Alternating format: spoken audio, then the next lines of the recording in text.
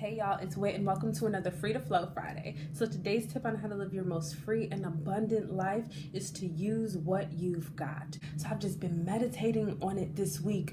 Use what you already have right now to do what you can right now in this season, in this space, with the amount that you have right now, with the resources that you have right now. You already have every single thing that you need right now. Every single thing that God needs you to do, He's already equipped you with everything that you need right now. We actually need a lot less than we may think that we do.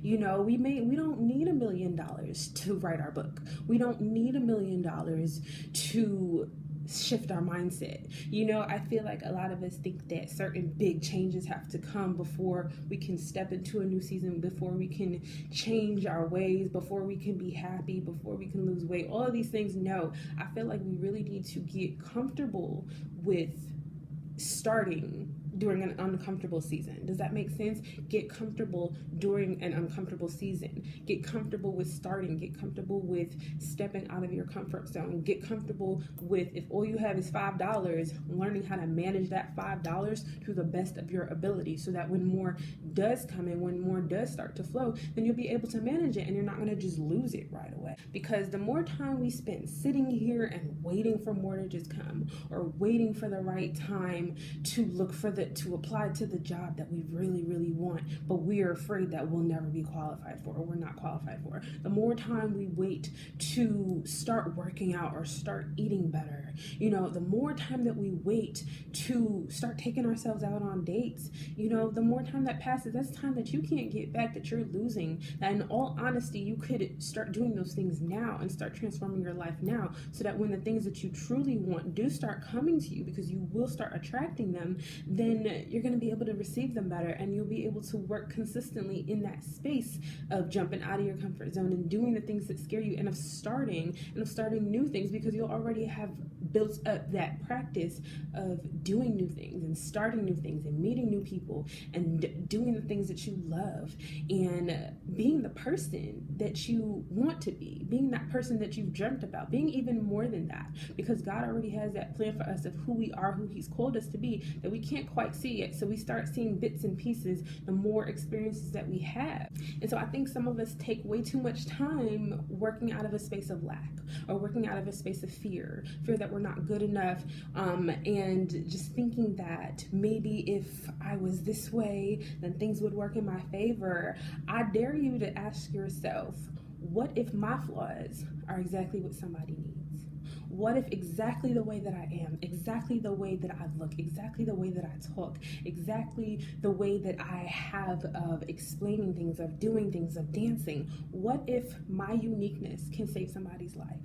What if my uniqueness is what can kickstart that change in somebody else's life? What if my uniqueness is what can cause my miracle, right? Because we're here waiting for miracles, begging God to have to make ways and for all these breakthroughs. What if all God wanted in order for us to get that miracle is to be ourselves, and to be our most authentic selves, and to be our full selves? What if that miracle was just waiting on you? What if that life shift was just waiting on you? What if that relationship you wanted is just waiting on you to fully tap into exactly who you are, and to start accessing all of those amazing things, and not just be trying to, you know, use those things as a way to not focus on your faults, but to think of these so-called faults as gifts?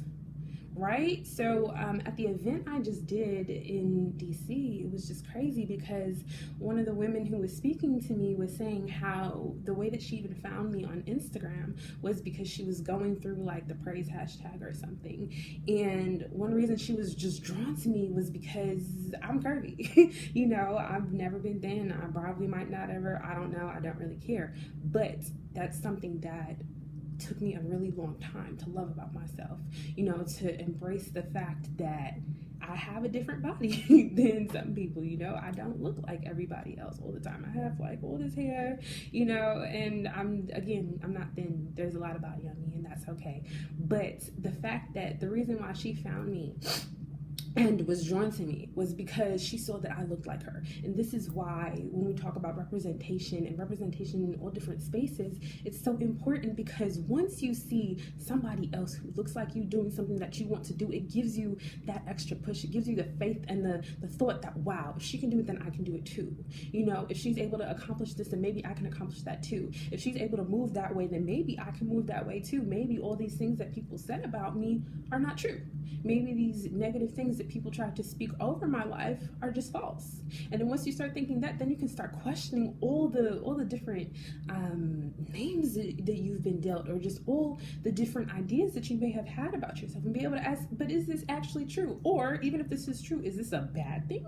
Maybe this is actually a gift, you know? And that's not to encourage complacency, you know, in a certain way, because I love myself, but I love myself enough to want to grow. That's something that my good friend Catherine always likes to say. You know, I love myself enough to want to change and grow better, but that doesn't mean that I can't love myself exactly in this way, exactly as I am right now, you know? So I just wanted to encourage you guys for a moment to just use what you've got. Use what you have right now.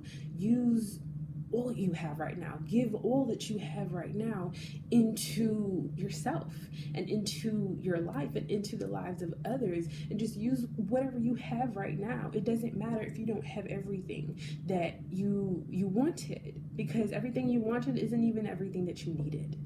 You know, we don't need so much. You know, especially over here in America, we always want something. We have a lot of material things. So I feel like we just have this idea that in order to succeed, in order to make things work, that we have to have a certain amount. And after a certain amount, or after we lose a certain amount, or after we have a certain number of years of experience, I feel like we just need to press the reset button and just think, you know what? I have exactly everything that I need right now. I have the tools to move forward. You know, even if you don't have all the knowledge yet, guess what? You have the tools of the internet to go do some research, and not just keep it on the line, but say, okay, now I know where to find this book that can tell me more about coding, or where to find the course that I can go apply to go learn about coding, or if I want to know God more, then I can find the churches in my area. I can find a Bible. I can find a study Bible. I can find somebody who speaks in a way that I can understand. And that's why our uniqueness is so important, because nobody could do anything the way that I can do it. You know, nobody can speak the way that I can. Nobody can dance the way that I can and impact people's lives in the way that I personally can. And there's a certain tribe for all of us. There's certain people that only I can reach. There's certain people who I can reach who, let's say Nicki Minaj, for example, can't reach. And there's people who she can reach who I can't reach, you know? So, and I know it was sort of a random example, but everybody has a calling. Everybody. No matter what your background, no matter what somebody told you who you're supposed to be, everybody's called to something, you know? So, and Torah has a great sermon that he was just speaking on. I think it's called All I Need Is One, or something like that. So go ahead and watch that if you're interested. But yeah, I really just want us to really let that sink in our spirit, that everything we need is already here. We already have access to it. You know, we just have to be patient. You know, maybe it won't all be unlocked all at one time, but we already have what we need. You know, and somebody needs what we have, that only we have, that only we can do in the way that we can do it. Somebody needs to know how to get out of debt the way that you know how to teach them. That's for you, Kristen. You know, some people, I don't know. You guys know what I'm saying. So just own your own flow, own your own glow, and just accept that you are different for a reason. You have been removed for a reason. You have been separated for a reason. You have been called for a reason. You know, there was no mistakes made here when you were created. And whoever you were created to be, it wasn't just for you. it was for somebody else. So the sooner that you embrace who you are and your unique gifts and your unique abilities and ways of doing things, the sooner you can go ahead and bless somebody else's life. And guess what? Somebody else is going to come and then bless your life because they're acting in their own anointing and in their own calling and following their own purpose boldly. So I just pray that this week we just walk with boldness and walk with an understanding of who we are and a knowing that we're not in lack. We're not in lack. We're not late. We're not behind. We're not too different. We're not too much. We're not too extra. We are just enough. We are more than enough. We are more than conquerors, and we are able and we are capable. So work with what you got.